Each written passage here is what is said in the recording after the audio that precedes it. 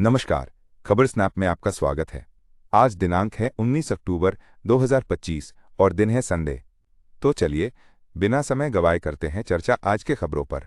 All India Majlis-e-Ittehadul मुस्लिमीन (AIMIM) के chief Asaduddin Owaisi ने जम्मू कश्मीर के पूर्व मुख्यमंत्री उमर अब्दुल्ला पर जन सुरक्षा अधिनियम PSA को लेकर तीखा हमला बोला है। ओवैसी ने उमर अब्दुल्ला के उस बयान पर प्रतिक्रिया दी है जिसमें उन्होंने राज्य का दर्जा मिलने के बाद PSA को हटाने की बात कही थी।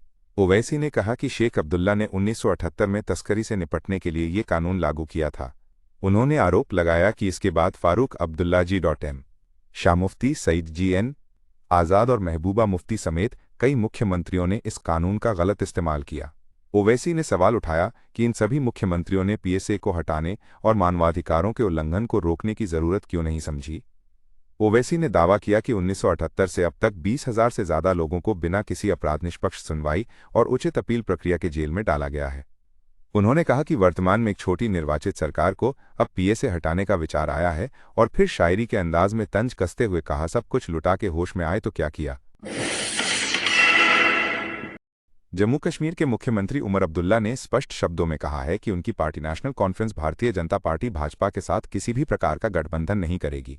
सरकार के 1 वर्ष पूरे होने पर आयोजित संवाददाता सम्मेलन में अब्दुल्ला ने कहा कि उनकी पार्टी किसी भी हालत में भाजपा से हाथ नहीं मिलाएगी। उन्होंने 2015 में PDP और भाजपा के गठबंधन को जम्मू कश्मीर के लिए विनाशकारी बताया और कहा कि वे उस गलती को नहीं दोहराएंगे। उमर अब्दुल्ला ने मंत्रिमंडल विस्तार की संभावना जताई और कहा कि उपचुनाव संपन्न होते ही इस पर विचार किया जाएगा। उन्होंने केंद्र शासित प्रदेश होने के कारण सरकार पर संवैधानिक बाध्यताओं का भी जिक्र किया। उन्होंने स्मार्ट बिजली मीटरों को लेकर जनता की चिंताओं पर भी जवाब दिया और कहा कि नेशनल कॉन्फ्रेंस ने कभी भी इन्हें हटाने का वादा नहीं किया था।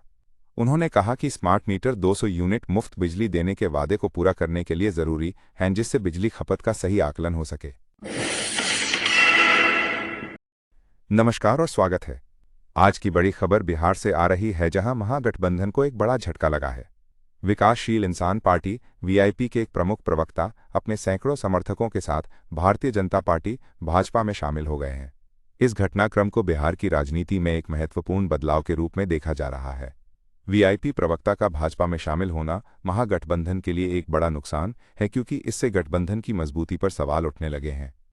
राजनीतिक विश्लेषकों का मानना है कि इस घटनाक्रम का असर आने वाले चुनावों पर भी पड़ सकता है। सूत्रों के अनुसार VIP प्रवक्ता ने भाजपा की नीतियों और विकास कार्यों से प्रभावित होकर यह फैसला लिया है। उन्होंने कहा कि वो भाजपा के साथ मिलकर बिहार के विकास के लिए काम करना चाहते हैं। भाजपा में शामिल होने वाले समर्थकों का कहना है कि उन्हें प्रधानमंत्री नरेंद्र मोदी के नेतृत्व पर पूरा भरोसा है। इस घटनाक्रम पर महागठबंधन की ओर से अभी तक कोई प्रतिक्रिया नहीं आई है। खबरों के लिए बने रहिए। नमस्कार। पश्चिम बंगाल की मुख्यमंत्री ममता बनर्जी ने दार्जिलिंग, द्वार्स और तराई क्षेत्र में गोरखा समुदाय के मुद्दों पर केंद्र सरकार द्वारा वार्ताकार की नियुक्ति पर कड़ी आपत्ति जताई है।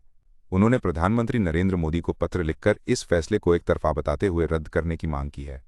मुख्यमंत्री बनर्जी का कहना है कि केंद्र सरकार ने इस मामले में राज्य सरकार से कोई परामर्श नहीं किया, जो सहकारी संघवाद की भावना के खिलाफ है। उन्होंने जोर देकर कहा कि गोरखा समुदाय या GTA क्षेत्र से जुड़े किसी भी फैसले में राज्य सरकार से सलाह लेना अनिवार्य है। ममता बनर्जी ने यह भी याद दिलाया कि गोरखालैंड टेरिटोरियल एडमिनिस्ट्रेशन GTA का गठन केंद्र, राज्य सरकार और गोरखा जनमुक्ति मोर्चा के बीच त्रिपक्षीय समझौते के तहत हुआ था। मुख्यमंत्री ने चेतावनी दी है कि राज्य की सहमति के बिना कोई भी निर्णय क्षेत्र में सद्भाव और शांति के लिए हानिकारक होगा। उन्होंने प्रधानमंत्री से इस निर्णय पर पुनर्विचार करने और वार्ताकार की नियुक्ति को रद्द करने का आग्रह किया है।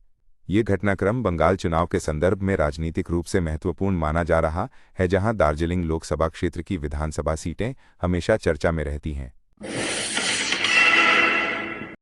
भोपाल में किसान आभार सम्मेलन को संबोधित करते हुए मुख्यमंत्री मोहन यादव ने कांग्रेस पर जमकर निशाना साधा। उन्होंने कांग्रेस को नालायक करार देते हुए कहा कि उनके कर्म ही ऐसे हैं। मुख्यमंत्री ने कांग्रेस पर किसानों के प्रति उदासीन रवैया अपनाने का आरोप लगाया।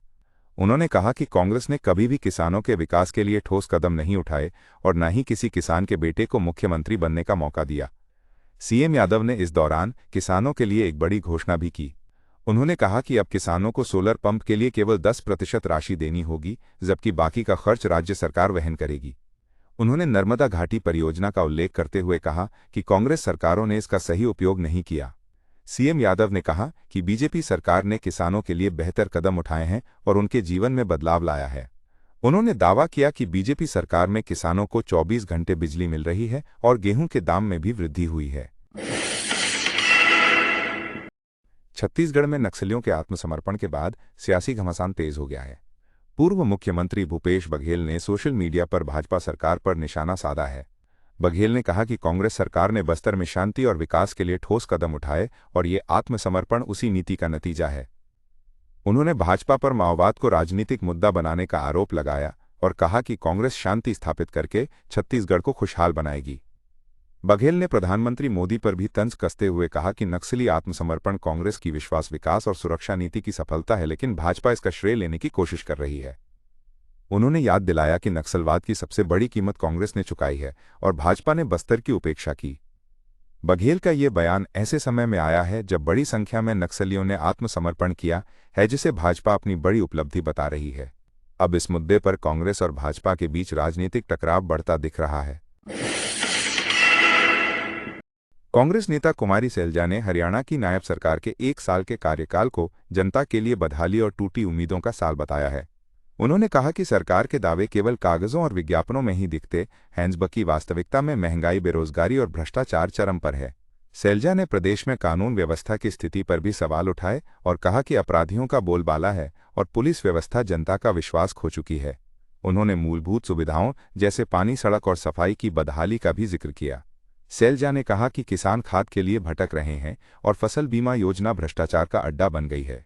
उन्होंने सरकार पर युवाओं को रोजगार देने में विफल रहने का आरोप लगाया और कहा कि कांग्रेस ही हरियाणा को इस स्थिति से बाहर निकाल सकती है। सैलजा ने सरकार से जश्न मनाने की बजाय जनता की मूलभूत जरूरतों पर ध्यान देने की अपील की है।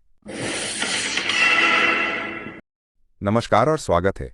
आज की बड़ी खबर उत्तर प्रदेश के बिजनौर से है, जहां डॉक्टर रोहिणी घावरी ने नगीना सांसद चंद्रशेखर आजाद पर गंभीर आरोप लगाए हैं। घावरी ने बहुजन समाज पार्टी की प्रमुख मायावती के उस कथित बयान का हवाला दिया है जिसमें मायावती ने चंद्रशेखर के चरित्र पर सवाल उठाए थे। मीडिया रिपोर्ट्स के अनुसार मायावती ने कहा है कि शादीशुदा होने के बावजूद चंद्रशेखर ने रोहिणी घावरी का शोषण किया है। इस बयान के बाद रोहिणी घावरी ने मायावती का धन्यवाद करते हुए कहा कि उनकी आवाज बहनजी तक पहुंची और एक चरित्रहीन व्यक्ति कभी भी बहुजन आंदोलन का नेतृत्व नहीं कर सकता। घावरी ने यह भी कहा कि उन्होंने पिछले 5 वर्षों से विदेश में संघर्ष करते हुए बहुजन आंदोलन को आगे बढ़ाने में चंद्रशेखर का साथ दिया, लेकिन अब उनकी सच्चाई सामने आ गई है। उन्होंने समाज को ऐसे बहरूपिये से बचाने की बात कही है। इस पूरे मामले पर चंद्रशेखर आजाद की तरफ से अभी तक कोई प्रतिक्रिया नहीं आई है। हम इस खबर पर लगातार नजर बनाए हुए हैं।